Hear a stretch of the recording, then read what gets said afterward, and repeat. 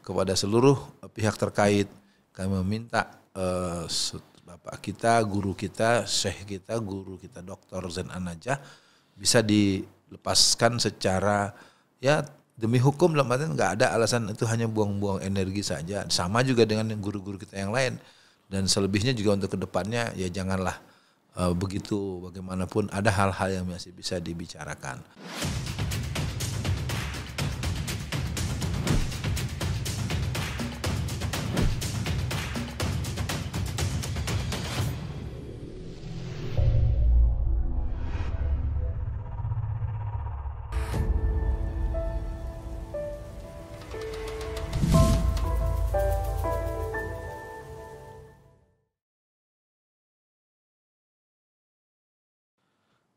Assalamualaikum warahmatullahi wabarakatuh.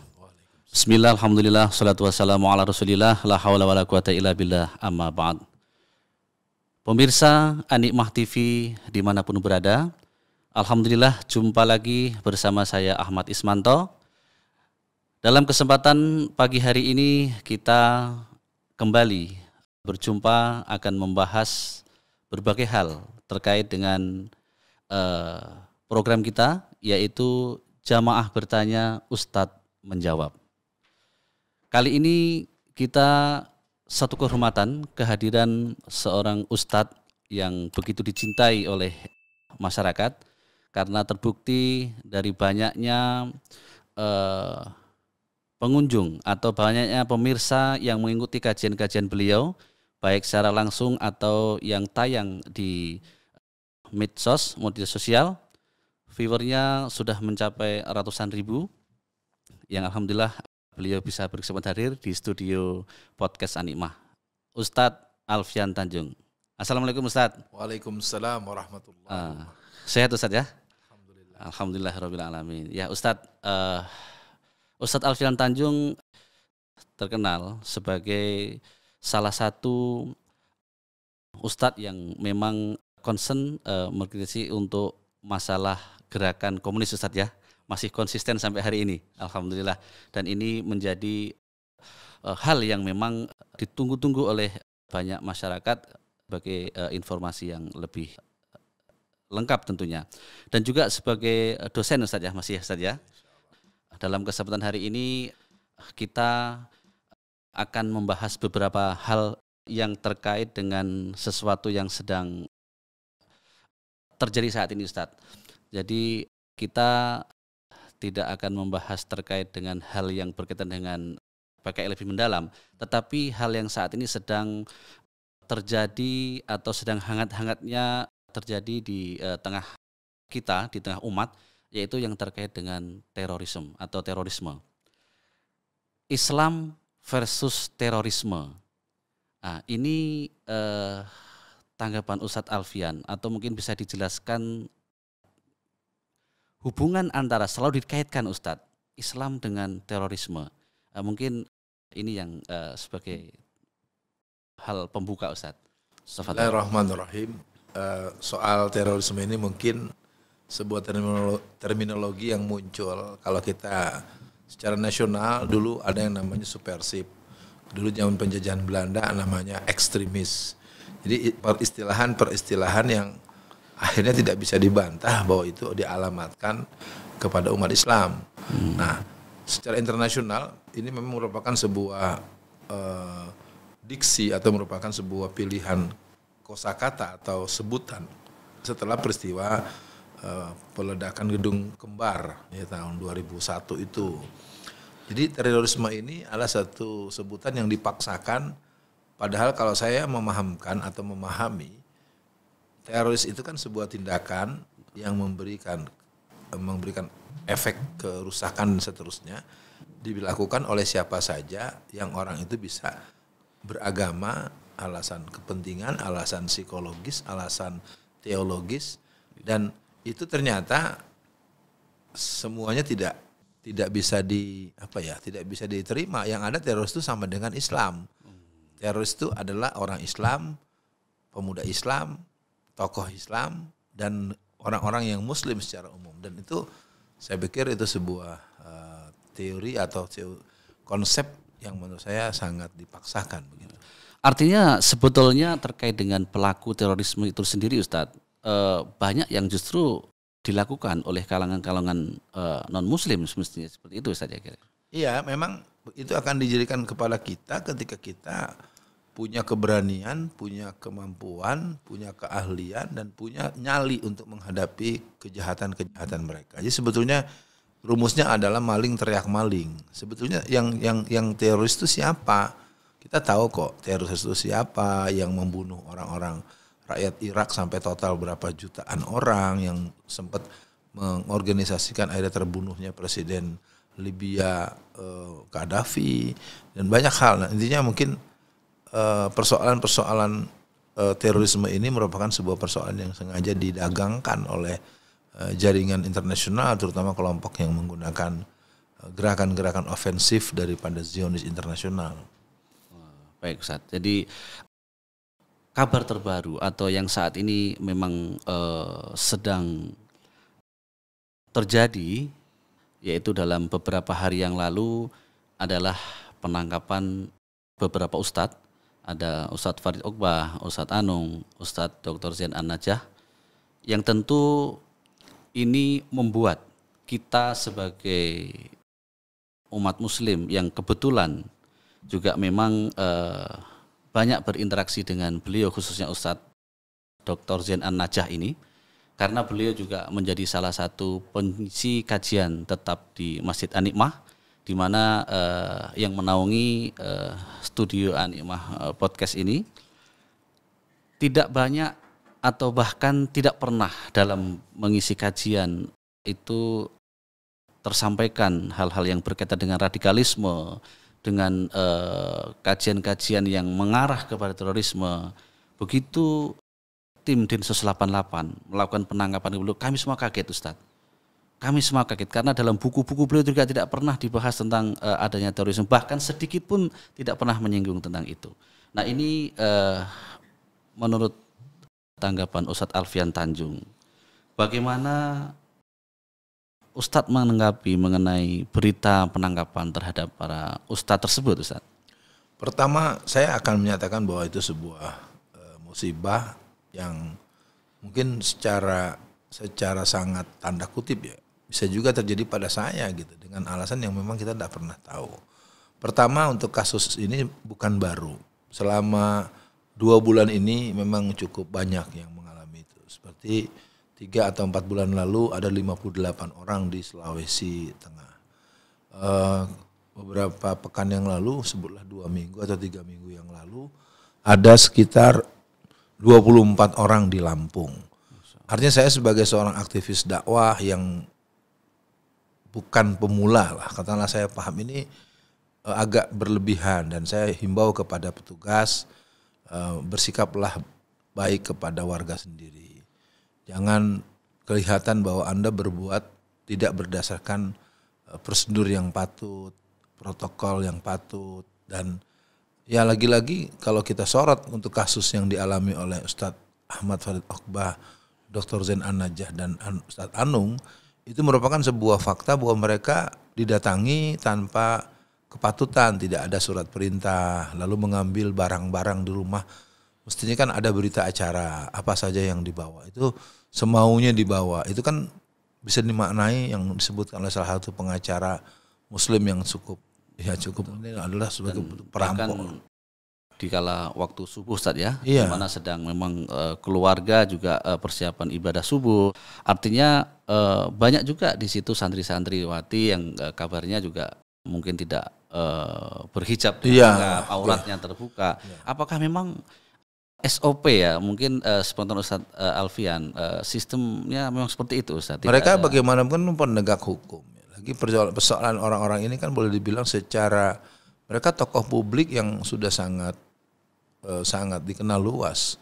Kalau pakai logika, mestinya kan nanti jadi perhatian, karena misalnya Ustadz Ahmad Farid Ogbah, kan beliau sudah sempat mendatangi Pak Jokowi beberapa bulan yang lalu. Bahkan setiap presiden sepertinya beliau hadir di istana Ustadz. Iya, makanya beliau datang menemui beliau, dan kalau itu terjadi berarti nanti kalau beliau disidang, Pak Jokowi harus siap jadi saksi yang meringankan, karena beliau sempat menerima. Kalau seorang presiden kan mestinya dia secara protokoler, secara SDM secara rekam jejak orang-orang yang mendatangi beliau harusnya juga diketahui karena kan pihak negara punya badan intelijen. Nah, kembali kepada persoalan guru kita Dr. Zain An-Najah. Saya kenal beliau karena beliau adalah salah satu teman sahabat saya yang juga membidangi fatwa dan kajian di sebuah lembaga organisasi yang besar di negara ini. Dan menurut saya beliau secara ini akademis, orang yang kalem, cerdas, penguasaan dalilnya sangat memadai, ditopang oleh kemampuan kebahasaan yang patut karena beliau tamatan S3 gitu kan. Nah, inilah Ustadz Alfian dan Ustadz Zain itu berada dalam satu lembaga MUI ya Ustadz ya, lembaga resmi negara yang tentunya apalagi di Komisi Fatwa yang tentu memang dalam penjaringan itu saya kira sesuatu yang sangat selektif Ustadz ya.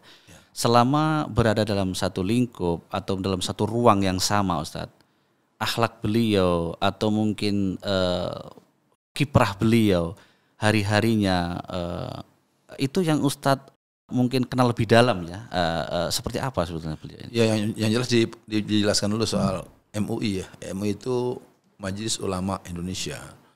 Itu didirikan tahun 1975 dan memang merupakan sebuah kelembagaan yang dibentuk langsung oleh Pak Harto. Tentang kepengurusan yang saya tahu Dr. Zain An-Najah masih masuk di periode 2020 ke 2025.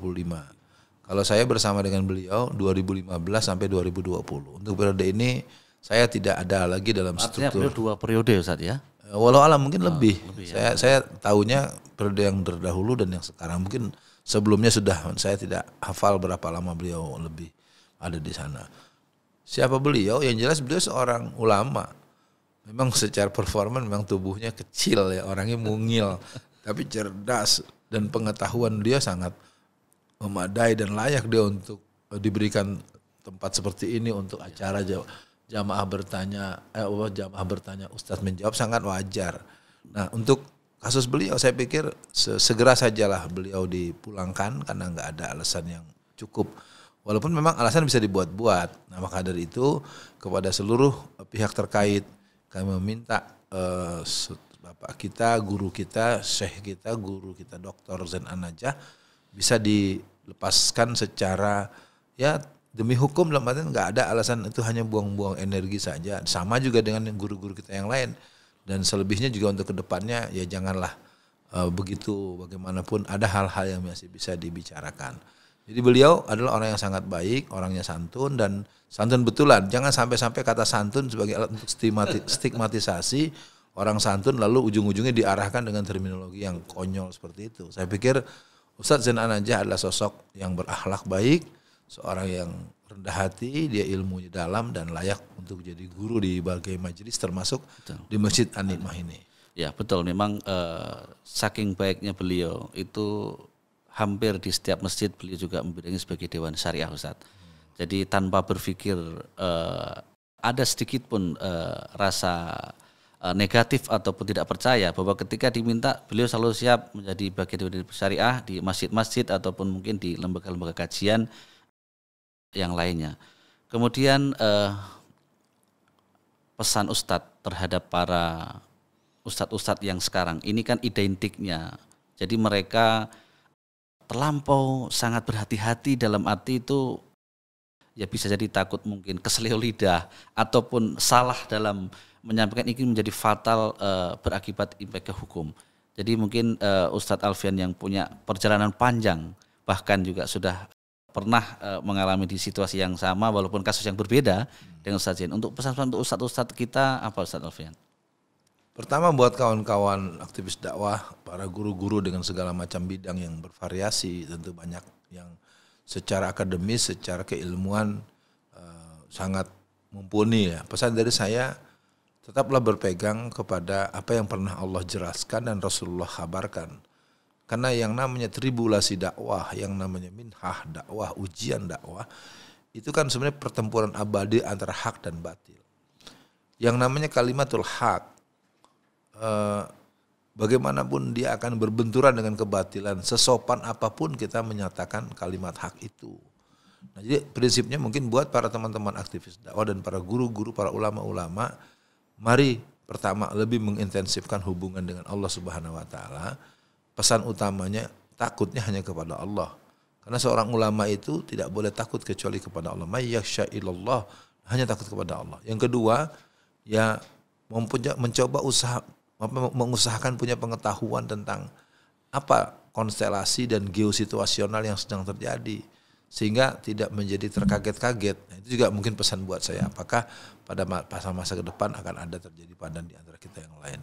Nah, yang ketiga, mungkin buat para orang tua, para teman, para istri, para keluarga, itu juga layak untuk membaca buku-buku yang berhubungan dengan apakah kisah para nabi, kisah sul anbiya, maupun ulama-ulama pejuang yang dulu juga pernah mengalami hal-hal yang sama. Paling tidak kalau terjadi jelas kita tidak bersuka cita, kita tidak gembira, tapi juga jangan lalu mengalami bayang-bayang ketakutan, lalu merasa bersalah, lalu kemana-mana minta maaf. Saya pikir orang berjuang nggak perlu banyak minta maaf.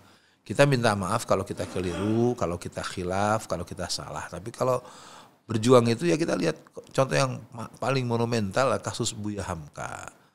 Buya Hamka apa salahnya? Buya Hamka seorang ulama yang santun, tahu-tahu ditangkap oleh BPI ya, Badan Intelijen yang dikomandani oleh Subandrio yang PKI itu, lalu beliau dihukum 4 tahun penjara dan disiksa pula.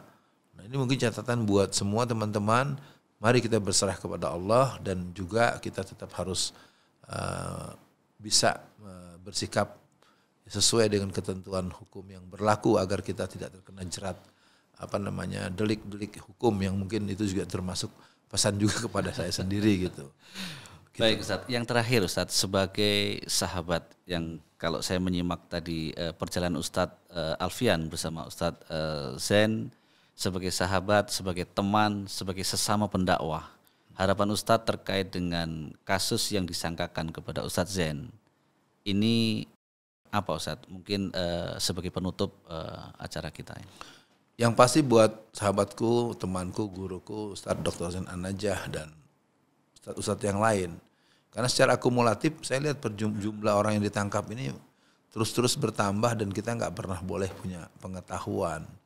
Maka harapan saya pada Ustadz Dr. Zain An-Najah sabar dan semoga sehat selalu dalam suasana apapun yang dialami. Dan kedua, untuk yang keluarga juga mudah-mudahan bisa dalam posisi yang sama. Dan juga yang terpenting untuk Ustadz Dr. Zain An-Najah, doakan kami. Karena dalam hadis Rasulullah itu ada doa orang-orang yang dizolimi itu mustajabah. Nah, makanya kita doakan agar kita juga semakin berani, semakin istiqomah dan semakin siap untuk membela kepentingan Islam dan umat Islam sesuai dengan ketentuan Allah dan Rasulnya dan juga koridor konstitusi yang dimiliki negara kita. Karena berjuang untuk Islam, menegakkan syariat Islam, menerapkan prinsip-prinsip dan hukum-hukum Islam, negeri ini sangat welcome. Karena kita punya Undang-Undang Dasar tahun 45, yaitu pasal 29 ayat 1, negara berdasar ketuhanan yang Maha Esa. Ayat 2, negara memberikan kebebasan kepada orang-orang yang beragama untuk menjalankan agamanya masing-masing. Kata akhir buat Dr. Zain An-Najah, sabar, dan segera kita akan usahakan dan mohonkan pada Allah agar Ustadz dan kawan-kawan bisa pulang ke rumah segera dalam waktu yang sesingkat-singkatnya. Semoga Allah memberikan ijabah atas harapan kita ini. Amin. Ya, Ustadz Alfian Tanjung, syukran jazakumullah khair Ustadz. Mudah-mudahan ini menjadi pencerahan buat orang-orang yang memang sedang bertugas tentunya, tidak serta-merta hanya sepihak. Dan inilah suara umat yang sesungguhnya, suara daripada jamaah yang selama ini berada dalam lingkup kajian yang disampaikan oleh Ustadz Dr. Zain An-Najah MA. Pemirsa An-Nikmah TV dimanapun berada, demikian tadi podcast kita dalam tema Jamaah Bertanya Ustadz Menjawab. Mudah-mudahan ini semua menjadikan informasi yang baik buat kita semua. Kami ucapkan sekali lagi kepada Ustadz Alfian Tanjung, syukran jazakumullah Ustadz. Billahi taufiq wal hidayah. Wassalamualaikum warahmatullahi wabarakatuh. Waalaikumsalam warahmatullahi wabarakatuh.